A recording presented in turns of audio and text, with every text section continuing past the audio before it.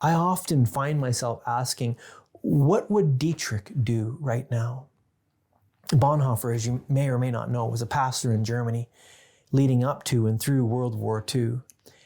He lived in a world of profound upheaval, and he became deeply troubled as he saw the state and the German church begin to meld, with the church soon nationalizing and parroting the rhetoric and agenda of a fascist regime.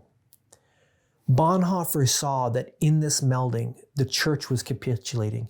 It was losing its prophetic voice in a world and in the world. And instead of becoming a voice, it became a voice of nationalistic propaganda that was gauzed over now with the blessing of God. The German church still claimed Jesus as Lord, oh for sure, but that's why it was also so deceiving, because while claiming Jesus as the Lord, it had simultaneously lost its vision for Jesus' kingdom.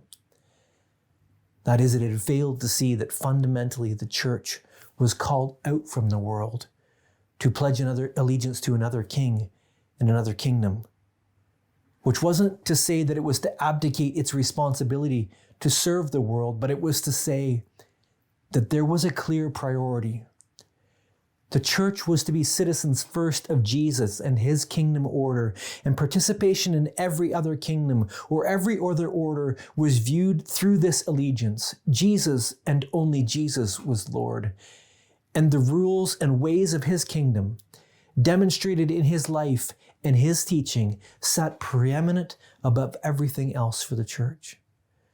And so as the German church lost sight of this kingdom vision and fell into the kingdom of Nazi Germany, Pastor Dietrich and other pastors, they held strong to their prophetic voice, and they established in that time in Germany what became known as the confessing church.